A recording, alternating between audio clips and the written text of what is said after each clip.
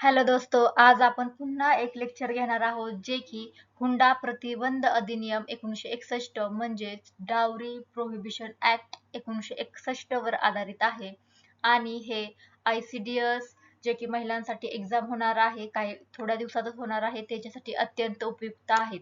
जे आपल्याला ICDS चा आणि कायदे योजनांचा भाग आहे त्याच्यासाठी हे अगदी महत्त्वपूर्ण लेक्चर होणार आहे. जरासाही वेळ न घालवता आपण पुढे जाऊया. तर कायद्याचे नाव काय आहे? हुंडा प्रतिबंध अधिनियम 1961. अधिनियम क्रमांक राष्ट्रपती मंजुरी ही काय गरजेचं नाहीये, तरी पण मी दिलंय. अंमलबजावणी कधी झाली? 1 जुलै 1961. मॅच द पेअरला किंवा मल्टीलायनर स्टेटमेंट मध्ये हे हमखास विचारलं जातं. तारखामध्ये अदलाबदल केली जाते. अंमलबजावणी कधीचे? 1 जुलै 1961 ला. आणि लागू क्षेत्र म्हणजे त्याचा विस्तार कधी कुठपर्यंत असणार आहे? तर पूर्ण भारतभर हा कायदा लागू होणार आहे. अंमलबजावणी कधी? 1 जुलै 1961. लागू क्षेत्र संपूर्ण भारतात होणार आहे. तर पार्श्वभूमी बघू. भारतात विवाहाच्या वेळी वधू पक्षाकडून वर पक्षाला रोख रक्कम म्हणजे सोने, जमीन, जुमला, गाडी, इतर वस्तू देण्याची प्रथा होती. अजूनही काही भागात आहे. या प्रथेमुळे महिलांवर मानसिक आणि शारीरिक छळ होतो, कौटुंबिक हिंसा होते आणि आत्महत्या पण होतात. हुंडाबळीच्या घटना वाढल्या. ही सामाजिक कुप्रथा रोखण्यासाठी केंद्र सरकारने हुंडा प्रतिबंध अधिनियम 1961 ला मंजुरी दिली आणि हा कायदा आलेला आहे. हुंडा म्हणजे दहेज म्हणजे काय? तर विवाहाच्या आधी, विवाहाच्या वेळी, विवाहानंतर कधी कधी तीन ह्यात कॅटेगरी आहेत. कोणत्या? विवाहाच्या आधी पण दिला, विवाहाच्या वेळी आणि विवाहानंतर जरी दिला तर तो काय होणार आहे? तर तो होणार आहे हुंडा. फक्त विवाहातच देतात का? तर नाही. विवाहाच्या आधी, नंतर आणि वेळी, विवाहाच्या वेळी. विवाहाच्या संदर्भात वधू पक्षाकडून वर पक्षाला किंवा वर पक्षाकडून वधू पक्षाला रोख रक्कम थांब मी चेंज करते. रोख रक्कम, सोने, वाहन, मालमत्ता किंवा इतर मौल्यवान वस्तू देणे किंवा देण्याची वचन देणे याला हुंडा म्हणतात. फक्त वस्तू देणे असं नाही. देण्याचं जर वचन दिलं असेल तरीही ते हुंडामध्ये काउंट केलं जातं. आणि फक्त वधू पक्षाकडून वर पक्षाला का? तर नाही. वर पक्षाकडूनही जर वधू पक्षाला दिलं गेलं असेल ह्या सगळ्या गोष्टी तर त्या हुंडा मानल्या जातील. आता उदाहरण तुम्हाला माहित असतीलच. हुंडा लग्नामध्ये 5 लाखाची मागणी केली जाते. कार किंवा बाईकची अट घालण्यात येते. सोने, फ्लॅटची मागणी करण्यात येते. हे सगळं हुंडा मानलं जातं. आणि हे हुंडा अधिनियम 1961 मध्ये गुन्हा आहे. उद्दिष्ट काय कायद्याचं? ऑब्विसली हुंडा प्रथा पूर्णपणे बंद करायची, महिलांचे हक्क आणि सन्मानाचे संरक्षण करणे, विवाहात होणाऱ्या आर्थिक व्यवहारांवर खर्चांवर आळा घालायचा, हुंडा मागणाऱ्या आणि स्वीकारणाऱ्यांना दोन्ही पक्षांना शिक्षा दिली पाहिजे. ज्यांनी कुणी मागितलाय आणि ज्यांनी कुणी स्वीकारलाय त्यांनाही. समाजात स्त्री पुरुषांना समान समान हक्क, समान प्रोत्साहनतेला वाढीव चालना देणे. आता हुंडा प्रतिनियम अधिनियम 1961 मधील महत्वाची कलम ज्यावरच आपल्याला सगळ्यात जास्त प्रश्न विचारले जातात. कलम 1 मध्ये काय? नेहमी लक्षात ठेवा. कलम 1 मध्ये कायद्याचं नाव असतं, कायद्याचा विस्तार आणि प्रारंभ हे दिलेलं असतं. कलम 1 मध्ये सगळ्याच कायद्यामध्ये असतं, एक्सेप्शन असू शकतात पण नेहमी लक्षात ठेवा कलम 1 मध्ये त्या कायद्याचं नाव असतं, विस्तार कुठपर्यंत आहे हे सगळं दिलेलं असतं. नाव हुंडा प्रतिबंध अधिनियम 1961. कायदा संपूर्ण भारतभर 1 जुलै 1961 पासून अंमलात आला आणि हुंडा प्रथा रोखण्यासाठी संपूर्ण देशात एक समान कायदा असायला पाहिजे यासाठी हा कायदा आला. आणि विवाहामध्ये हुंड्याची देवाणघेवाण तर काय आहे हुंड्याची व्याख्या पाहिली आपण. विवाहाच्या आधी, विवाहावेळी, विवाहानंतर दिल्या घेतलेल्या किंवा वधू अथवा नातेवाईकांना दिलेली किंवा मान्य केलेली कोणतीही मालमत्ता, मौल्यवान वस्तू हुंडा काउंट केली जाते. यामध्ये काय येणार मग? रोख रक्कम येणार, सोने चांदी, कार, बाईक, घर, फ्लॅट, जमीन किंवा या महागड्या कोणत्याही वस्तू यामध्ये एकच मिनिट. महागड्या वस्तू यामध्ये समाविष्ट होणार. आता यामध्ये समाविष्ट काय नाही होणार? हुंड्यामध्ये काय काउंट केलं जात नाही तर कोणतीही मागणी नसताना प्रेमाने दिलेली पारंपरिक भेटवस्तू या हुंड्यामध्ये येत नाही. किंवा मुस्लिम वैयक्तिक कायद्यानुसार मेहर ही एक गोष्ट हुंड्यामध्ये काउंट केली जात नाही. ज्या आपण प्रेमाने देतो, पारंपरिक गोष्टी देतो, त्या हुंडा असतो का, तर तो नाही. आणि मुस्लिम कायद्यानुसार मेहर ही एक गोष्ट हुंडा काउंट केली जात नाही. हुंड्यामध्ये काय येणार? सोने चांदे, घर, जमीन मागितले, रोख रक्कम मागितली, महागड्या वस्तू मागितल्यात, ह्या हुंड्यामध्ये काउंट केल्या असणार आहेत, जाणार आहेत. उदाहरणार्थ काय, तर लग्न करायचे असेल तर 10 लाख रुपये आणि कार द्यावी अशी मागणी केली जाते. आता तुमच्या सर्वांना माहित असेल, प्रत्येकाच्या घरात लग्न होतात, ते अशी मागणी होते. यांना हुंडा असे म्हणतात.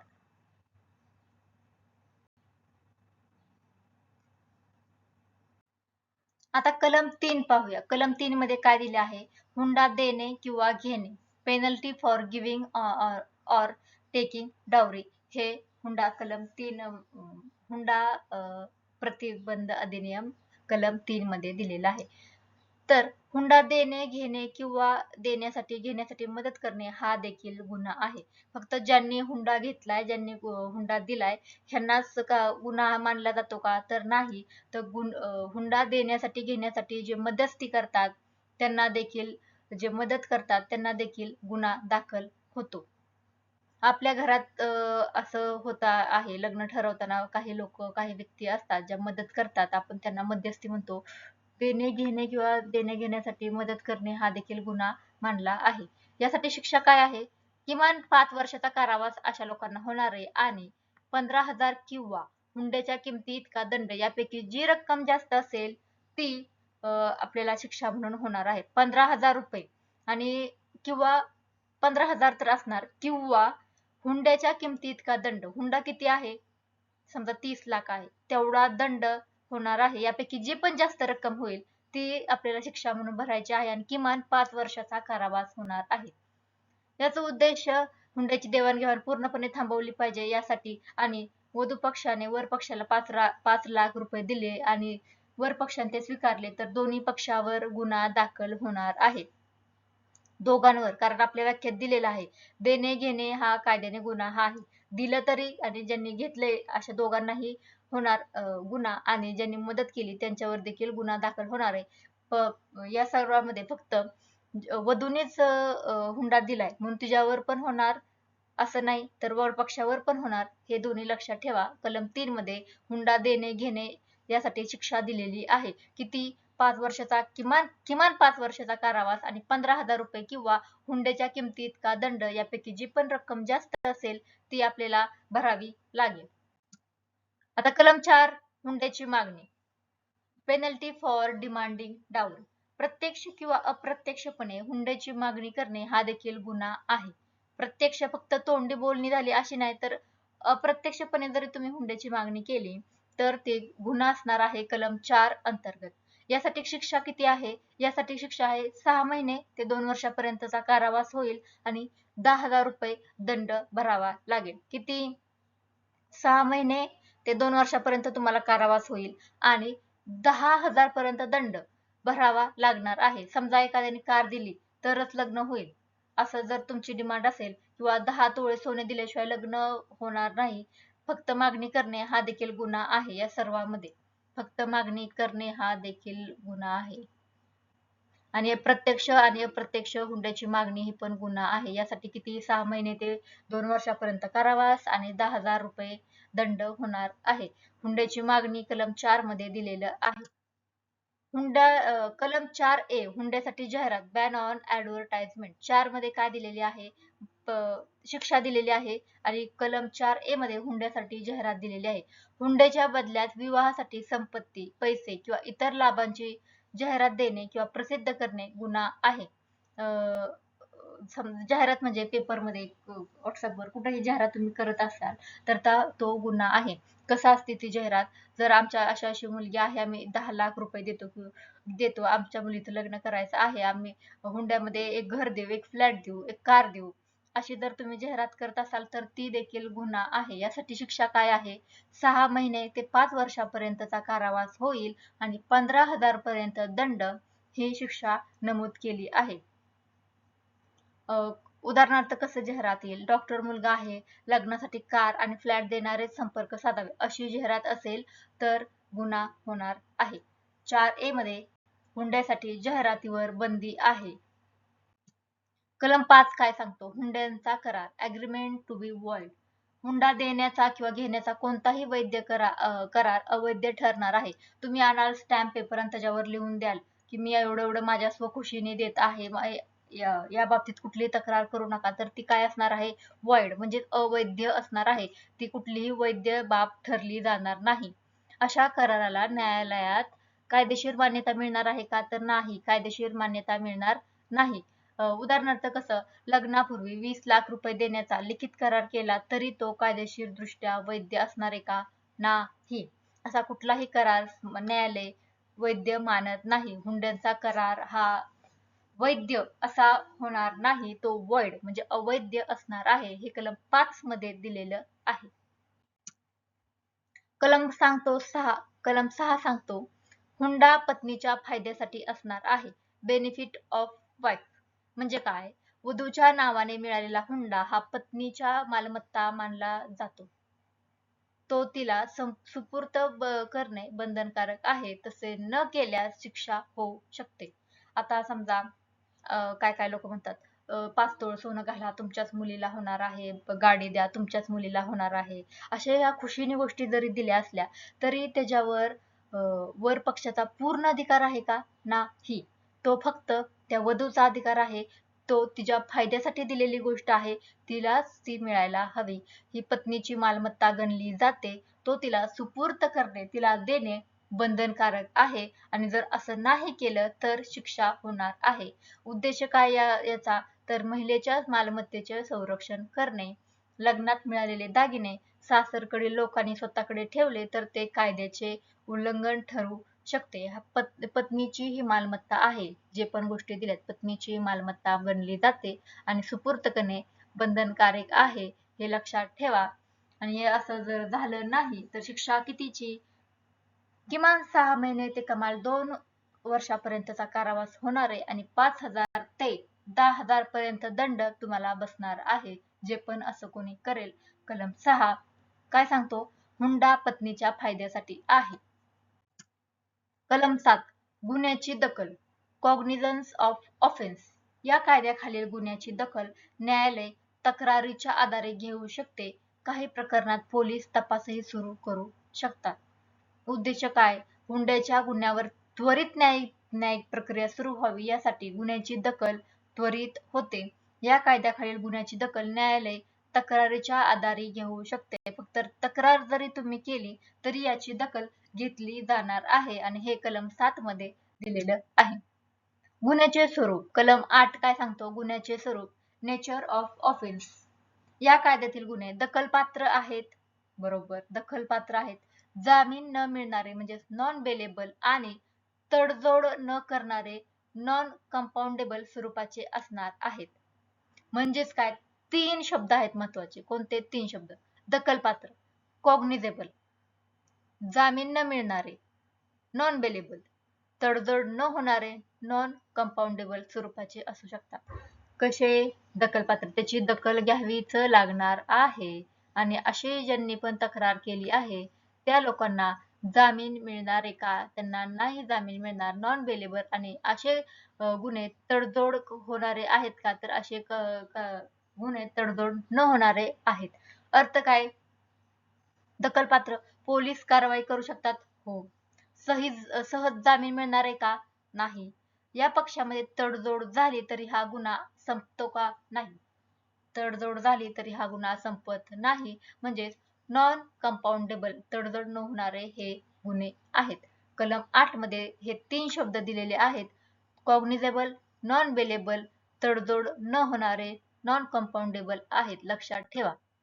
8A कलम 8A म्हणतो पुराव्याची जबाबदारी बर्डन ऑफ प्रूफ. काही प्रकरणामध्ये आरोपीवर स्वतः निर्दोष असल्याचे सिद्ध करण्याची जबाबदारी असते.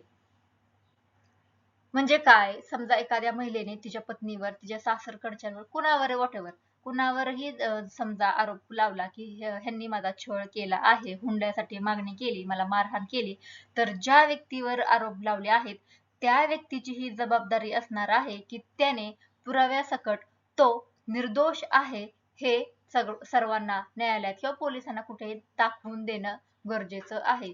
ज्याच्यावर आरोप आहे त्यांनी स्वतः निर्दोष असल्याचे सिद्ध करण्याची जबाबदारी असते. उद्देश काय असणार याचा, तर हुंड्याच्या गुन्ह्यामध्ये पीडित महिलेला न्याय मिळवून द्यायचा आहे. 8A पुराव्याची जबाबदारी सांगतो आणि कलम 8 काय सांगतो, 3 शब्द कॉग्निझेबल, नॉन कंपाऊंडेबल आणि जामीन दखलपात्र आहे. हे 3 शब्द आहेत. 8B कलम 8B म्हणतो, हुंडा प्रतिबंध अधिकारी डावरी प्रोहिबिशन ऑफिसर एक नेमावा लागणार आहे. कोणाला? राज्य सरकारला. राज्य सरकार हुंडा प्रतिबंध अधिकारी नेमू शकतो. त्याचं काय काम असणार? तक्रारी स्वीकारणे, तपास करणे, जनजागृती घडवून आणणे, कायद्याच्या अंमलबजावणी करणे आणि पीडित महिलांना मदत करणे. हे काम कुणाचं असणार आहे? तर डावरी प्रोहिबिशन ऑफिसर याचं असणार आहे. आणि याची तरतूद कलम 8B मध्ये दिली आहे आणि नेमणूक राज्य सरकार करत असते. कलम 9 नियम बनविण्याचा अधिकार, पॉवर टू मेक रूल्स कोणाला आहे? केंद्र सरकारला. या कायद्याची प्रभावी अंमलबजावणीसाठी नियम बनवण्याचा पूर्ण अधिकार आहे. एवढे महत्वाचे नाहीत हे कलम, तरी पण लक्षात ठेवायचं. कलम 9 केंद्र सरकारला काय अधिकार देतो, तर नियम बनवण्याचा अधिकार देतो. तर कलम 10 काय सांगतो, राज्य सरकारचे अधिकार काय आहेत? राज्य सरकारलाही या कायद्याच्या अंमलबजावणीसाठी आवश्यक नियम बनविण्याचा अधिकार आहे. पण मेन जे नियम आहेत, पूर्ण महत्वाचे नियम कोण बनवणार? केंद्र सरकार बनवणार. तर कलम 10 राज्य सरकारचे अधिकार सांगतो. आता आपण पूर्ण रिव्हिजन करू. काय आहे कलम आणि त्या अंतर्गत शिक्षा किंवा गुन्हा कशाविषयी आहे. कलम 3 सांगतो, हुंडा देणे घेणे दोघांवरही गुन्हा दाखल होणार आहे आणि यासाठी शिक्षा होईल किमान 5 वर्षाची आणि 15 वर्ष किंवा हुंड्याच्या किमती इतका दंड, जो भी जास्त असेल ती शिक्षा होणार. ही कलम 3 मध्ये दिली आहे आणि त्यात काय आहे, हुंडा देणे घेणे गुन्हा असणार आहे.